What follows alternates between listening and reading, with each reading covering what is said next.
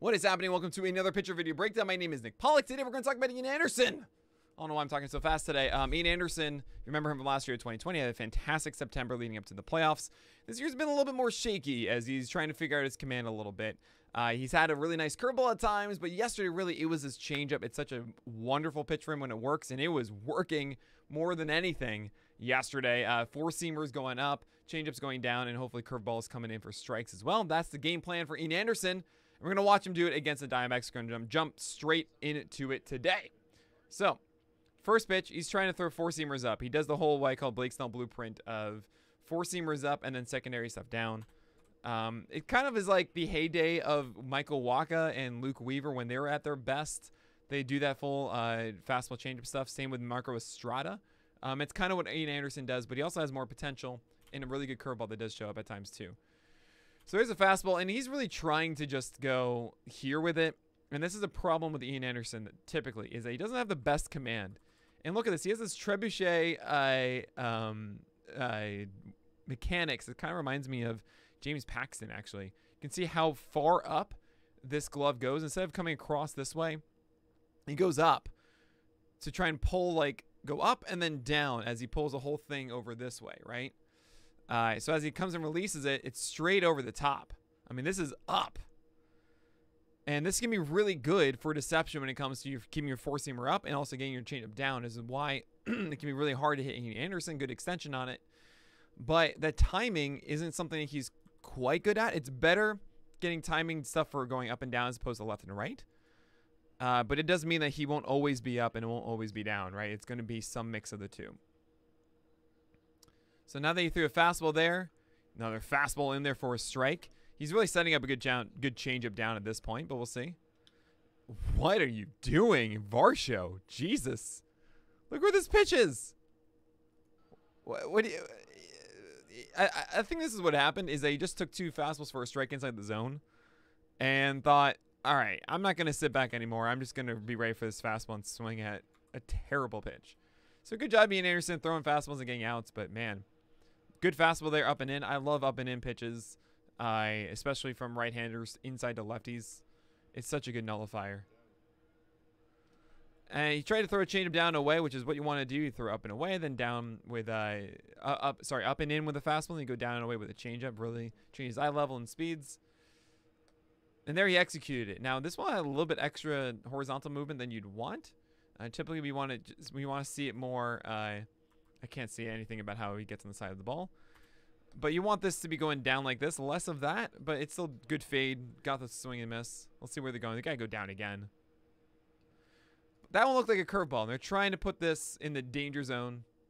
And the danger zone, if you don't know that, that is the danger zone where...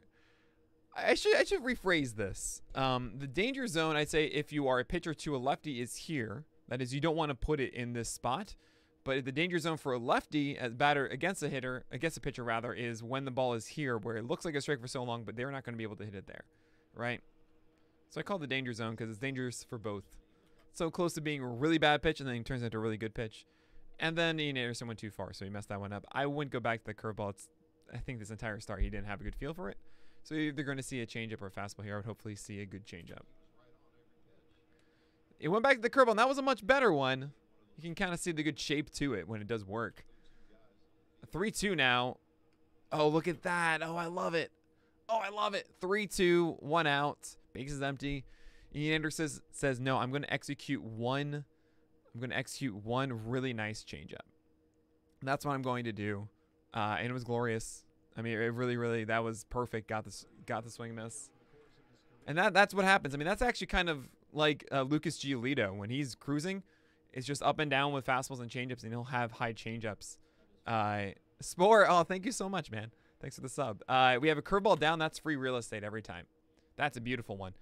This is either going to be taken for a strike or probably fouled off because Peralta doesn't really want to swing at that pitch. And oh, good stuff there from Ian Anderson. And that's a curveball that's a little too low.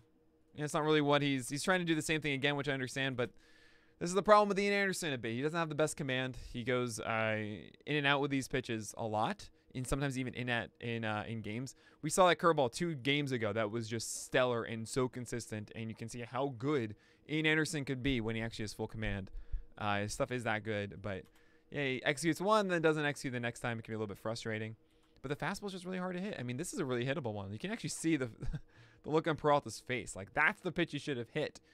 But the fact that he hasn't seen a fastball yet, it was 2 curveballs, and he didn't quite understand the timing and the look of it yet, made it harder for him to take advantage when he did get one to swing. So now 1-2. Look at this pointing now. You know what this means. Anytime you see someone point this, it means that you're going to get a pitch down here. This is the catcher saying, look, get this down, get the changeup, go out, and execute. Let's see how they do it.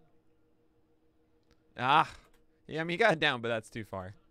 And I think that's the right pitch call, considering that Peralta's really upset he didn't execute on that fastball, that he didn't take advantage of it. You know, throw a changeup. Don't give him that again. Don't give him another chance. So I'd say 2-2. Throw another one. Don't throw a fastball. Execute the good one. Yep, there it is. Beautiful. And that doesn't look like it has a ton of depth. But keep in mind, this is coming out up here. And you actually can see the 3 fingers. That's really cool. This is coming out at this angle. Looks just like the fastball. I mean, seriously, from a hitter's perspective, there looks to be no difference between Ian Anderson's changeup and his 4-seamer.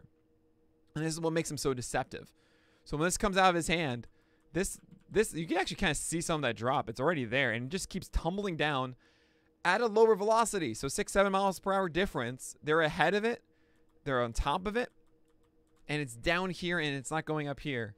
That's just such a filthy pitch. And really, that's it. That's Ian Anderson in a nutshell. When it works, his stuff is legit. It's a good curveball that when he gets inside the zone, you know, he can get free real estate, get those free strikes, keep that down. It actually becomes a whiff pitch if he does command that underneath the zone. But he bounced a couple of them here. You have a fastball that's tough to hit, tough to square up, and actually that's what we saw in 2020 a lot. So I think he had such a low batting average, under 200 allowed because of it. We saw some more aggression this year, but still, when he's able to command that, put it where he wants to, go up and down effectively, Ian Anderson's fastball is incredibly hard to hit. And then you have this changeup that's just a nullifier. When that pitch is working, it also makes that fastball better, because now they have to think about the changeup and that mistake pitch that Peralta had at 1-1. Well, he's not able to take advantage of it because the curveball and the changeup are in his mind. So it works when he's able to command it and not be so chaotic.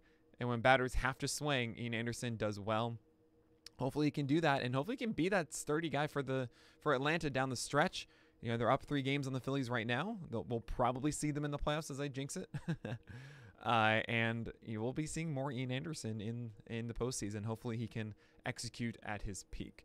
But all right, that's going to do it for today's pitcher video breakdown. As always, consider subscribing to this channel. Click the bell so you get all the videos, and like the video. Comment on who you want to see. I'm going to be doing these through the offseason as well. And I will be doing extended breakdowns on whatever pitchers you guys want me to do. So let me know in the comments. Looking forward to doing all of those. But that's going to do it for today. So as always, may your BABIPs be low and your strikeouts high.